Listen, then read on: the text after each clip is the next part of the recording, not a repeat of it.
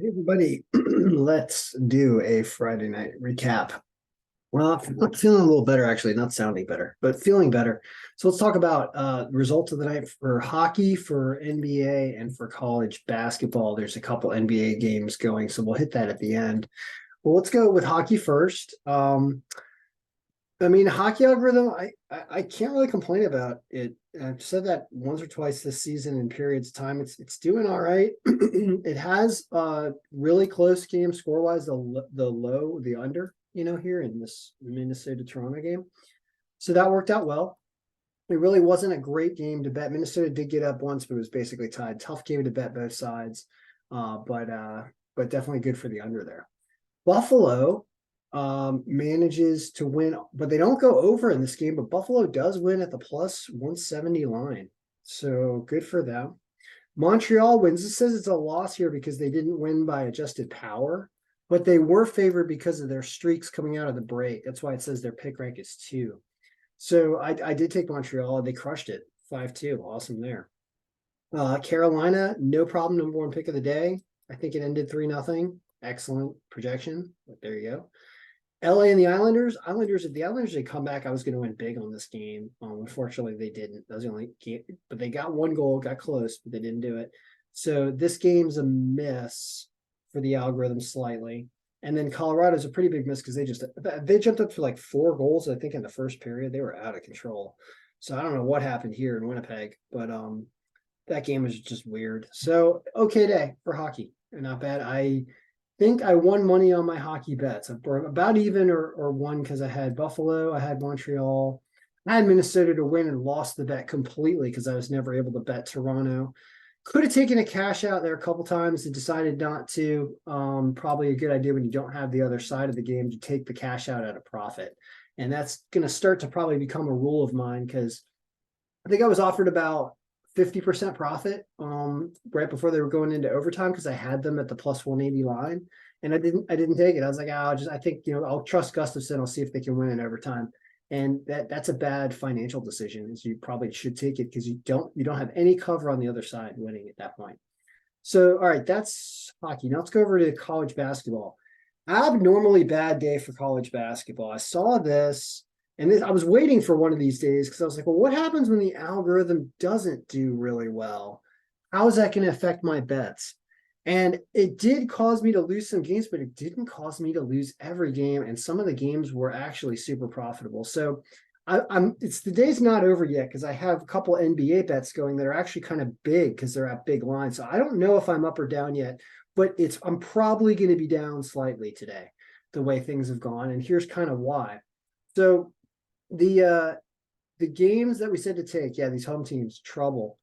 Manhattan, Grand Canyon, we knew might have trouble because of their injuries. They had a terrible first half. That's what happens. I played them anyway, even though I shouldn't have, because the algorithm said they would have injuries. I played them and I lost, and that's I think why I'm going to be down on college basketball tonight. You got to listen to the algorithm. So I didn't do that. Manhattan loses. North Alabama was never close. They never really came back to take a lead.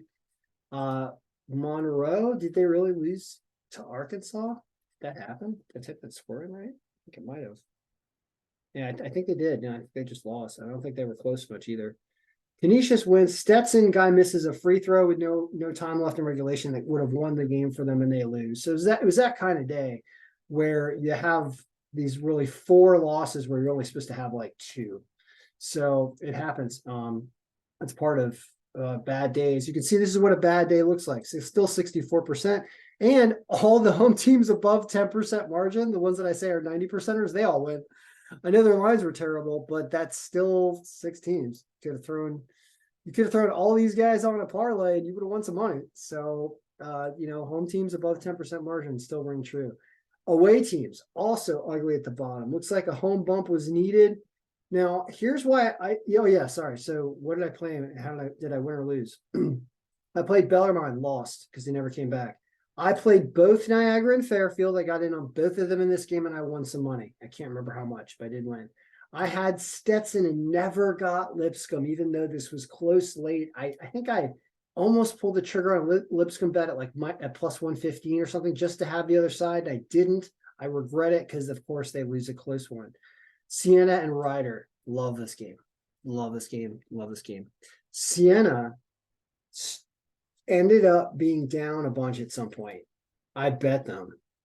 They came back to take the lead. I got Siena at plus 250, and I got I got Siena at plus 350, and I got Ryder at plus 250 late in the game, I believe. Could go chop. I think that's about what it was. And if that isn't good enough, when there was like a minute left and Siena was winning, I go, well, you know what? They're offering me like 85% of my cash out on that plus 350. I go, you know what? I'm going to take that just on the off chance Ryder comes back down by like 3 or 4 in the last minute to win. They tied it up. I think this went to overtime, maybe. I can't remember. But I cashed this out and then I won the Ryder bet outright. So I won like 4 or 5 units on this game. Just both, you can win both sides when you cash one out late and then you get another weird comeback that happens late. Because even if they hadn't come back, I was still up money on the game because I'd gotten such a favorable line on Siena to begin with. And then they took the lead late. So after relinquishing it and then took it again, there's multiple lead changes in this game, and that caused it to be a great betting game. Didn't bet. I think I bet just Monroe to win and they lost. I bet North Alabama, never got a chance to bet them again because they never came back. So I lost that one. I did the same thing with Manhattan and lost that one. I would have bet App State, but didn't. And I might have won money because there were lead changes in that game. Bet Grand Canyon shouldn't have lost. Bet Louisiana just to win and lost. These were on a parlay. So anyway, is there any other games I played? There's the UNLV game. I need to refresh this. That I won money on. Where's that game? UNLV. Yeah. So this game, UNLV was behind a ton in this game. I actually got them at a plus 110 finally in the second half. And then when I did that, I then took Air Force at plus 270 because UNLV came back. Air Force almost won this game, and somehow UNLV pulled it off. So I made a small amount on this game where I could have made a large amount had Air Force won. I almost had a cash out opportunity for Air Force and almost took it. A lot going on here, but this was a good game for betting. I did win there. So there's one game still going on, and it's actually not a bad game to bet. If Nevada goes down because they're on the road, I'll show you where this game sits. You look, they're actually a pretty favored team. It's been a close game so far, and I'm looking at that score right now. Oh no, sorry, we can do it right here on the computer because I left it open for this.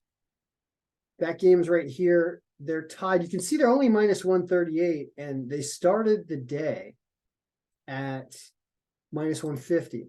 So if they drop down a couple points in the second half, or even toward the end of the first half, and they starts to go positive here, you will want to take that. And because they're so hot, so it's a lot of sitting and waiting, and we'll keep revisiting this screen because I'm going to go over NBA and talk about that. Yeah, you can see that they should be worse. They're supposed to win this game even on the road. Their margin's above 20%, right?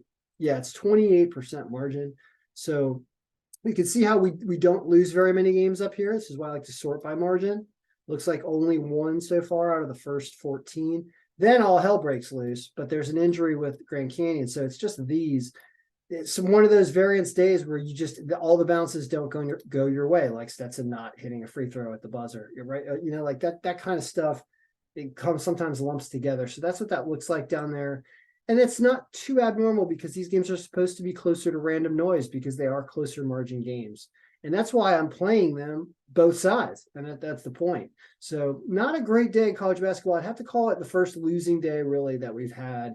But that's also, you can see how not normal this is the first day you've seen a huge chunk of losses here at the bottom. And our win percentage only be 61%. I mean, our home win percentage, 64% today. You look at previous days, I know it's a little distorted, but 78, 92, 85. Like, yeah, it's very, you can tell it's a bad day, just an abnormally bad day on a short day as well.